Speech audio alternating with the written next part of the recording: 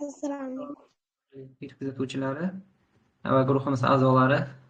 Bugun sizlar bilan ingliz tilidagi 26-darsimiz Family Members, ya'ni oila a'zolari darsini o'rganamiz. Diqqatlaringizni ekranga qaratishlaringiz mumkin. Demak, bugun oila a'zolarini mukammal o'rganib chiqishga harakat qilamiz. Xo'p, demak, bu yerda birinchi oila a'zosi mana ko'rishlaringiz mumkin. Bu bobo hisoblanadi. Ingliz tilida grandfather deyiladi. Grandfather. Ya'ni bobo degan ma'noni bildiradi. Grandfather. Grandfather. Ama bir gün nima qolib ketibdi? Grandfather. O'zi father ota degani, mana bu yerda grand so'zi katta degan ma'noni bildiradi. Katta ota. Ya'ni bobo. Grandfather bu o'qilishi. Bobo tarjimasi. Undan keyingi oilamizda eng katta a'zolardan biri buvi. Mana ko'rishingiz mumkin, buvi.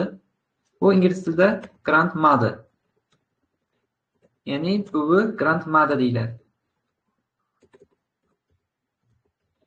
Buvi degan ma'noni bildiradi bizga. Buvi. Xo'p, bu yerda ko'rishimiz mumkin. Grand yana katta degani, katta, mother ona degani. Mother ona.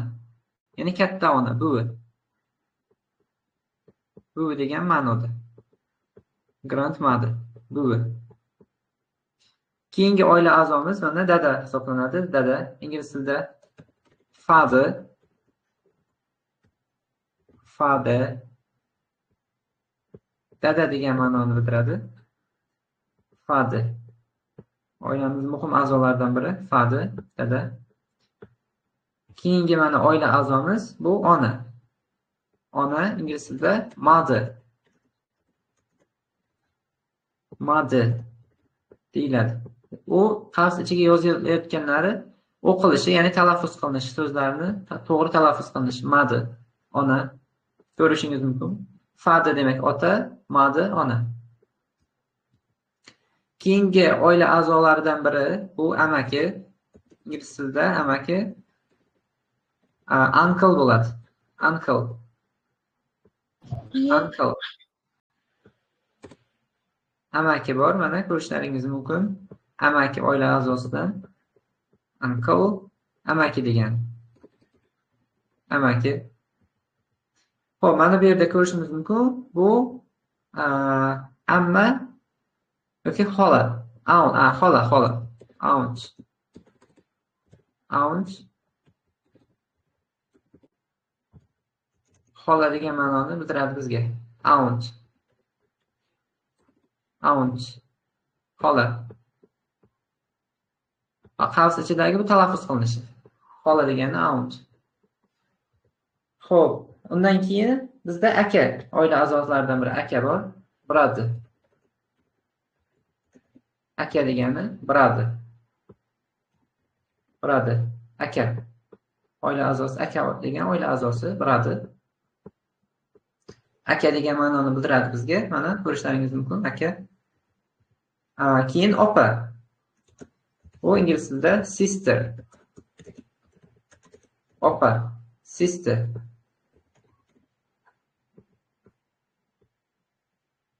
Opa degan. Shu o'rinda e'tiborga olishimiz kerak. Bizda uka degani ham bor. Bu little brother. Bu uka degani yoki little sister desak, bu singil degan ma'noni bildiradi. Shu muhim o'ringa oladigan joy mana muhim o'rin tutagan. Little brother demak uka, little sister singil degan. Xo'p, keyingi oila a'zosidan bola bor, child. Farzand degani bu. Farzand. Child.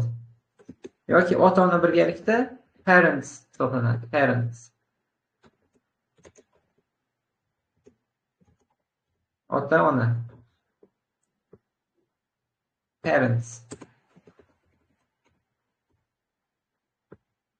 Parents. Xo'p, bu oila a'zolari. Hozir yana bir boshdan ko'rib chiqamiz. Ota-ona. Child, farzand. Child. Talaffuz qilinishi ham yozib qo'yaman. Child. Bu farzand degan. Child farzand. Xo'p, ko'rib chiqamiz. Bir boshdan. Demak, bobo grandfather, buvi grandmother, dada father, ona mother, ona mother. Demak, amaki uncle, xola aunt, aka brother, opa sister, yana ko'ramiz. Mana bu yerda uka little brother, single little sister. Undan keyin farzand ham bor. Mana ko'rishlaringiz mumkin. Child deyiladi. Ota-ona parents. Demak, oila a'zolaridan savollar bo'ladigan bo'lsa, marhamat bemalol berishingiz mumkin. Undan keyin so'roq so'zlarga o'tamiz.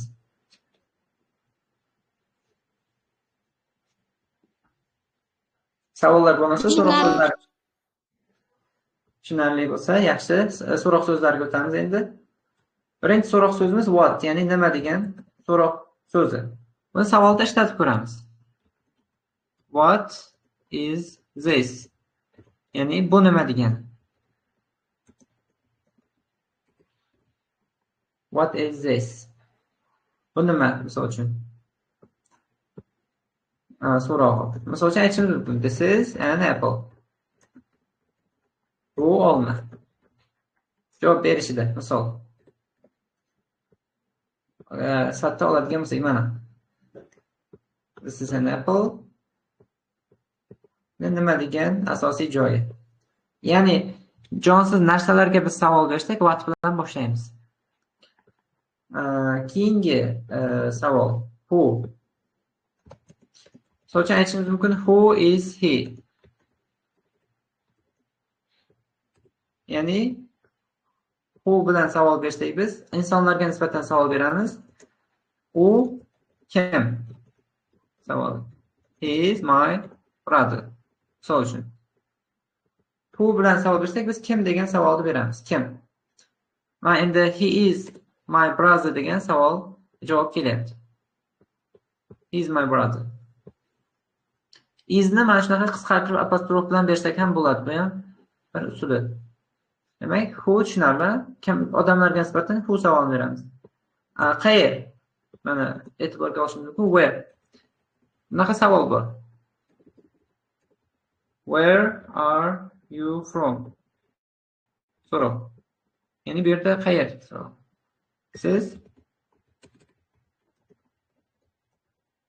Siz qayerdansiz?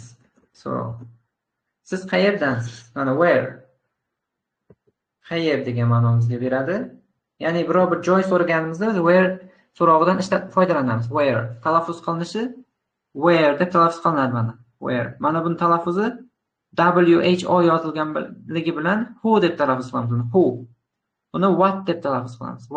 What, who, where. Mana bu yerga yozib qo'yay talaffuzini yaxshisi. What,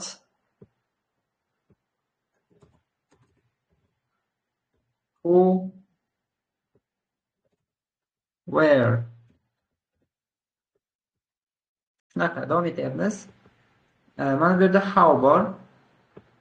How mana qanday qilib degan ma'noni bildiradi. Misol uchun how do you come here? Bu yerga qanday kirdingiz degan savol. Bu yerga qanday kirdingiz savol. Qanday?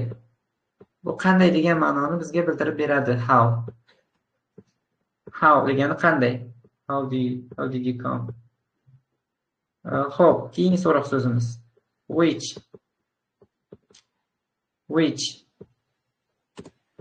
Qaysi degan ma'noni bildiradi. Misol uchun aytishimiz mumkin which is your sister. Sizning opangiz qaysi?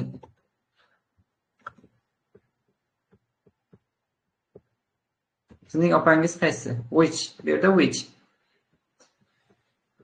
qaysi ikkita narsadan bittasini tanlashga nisbatan ishlatamiz. Misol uchun aytishimiz mumkin, bu yerda endi my sister is wearing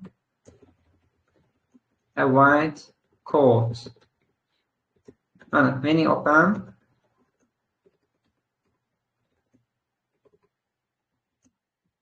oq kurtka kiygan. Mana shunaqa. Ikkita narsadan bittasini aniqlashtirish uchun which savolini beramiz. Ya'ni qaysi savol. Mana bunda o'qilishi how. Buniki which o'qilishi. Which. Shunaqa o'qiladi so'roq so'zlar. How many qancha degani qancha. Misol uchun buni narsalarga nisbatan ko'plikda sanaladigan narsalarga how many apples do you have? Misol uchun mana bu misolda. Ya'ni qancha olmalar senda bor. Have degani bor degani. Esimizda qolsin. Have bor degani. Senda qancha olmalar bor. Mana. So'roqda ishlatiladi. So'roq gaplarda. How much deganimiz qancha degani sanalmaydigan harflar bilan ishlatiladi. Sanab bo'lmaydi. Misol uchun how much sugar do you need? Need degani kerak degani. Senga qancha shakar kerak? Shakarni sanab bo'lmaydi. Ya'ni dona-dona qilib ajratib sanash bo'lmaydi, iloji yo'q. Shuning uchun bundan foydalanamiz. How muchdan so'roq berganda how muchdan foydalaniladi. Sanalmaydiganlar uchun. Bu mana bu need degani kerak degani. Sanalmaydiganlarga demak how much ishlatyapmiz. Mana sanaladigan otlarga, mana s qo'shimchasi bor otlarga biz how many ishlatyapmiz. Shuning uchun xavfdan o'qiyapman so'roqlarni. Yaxshi, bugun mana so'roq so'zlarni ham o'tdik. Savollar bo'lsa marhamat shu joyda.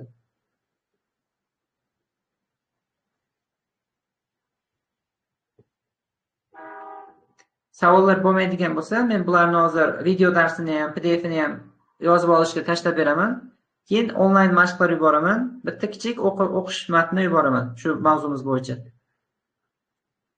Bo'lmasa, endi mavzuni o'rganib onlayn mashqlarga olgan.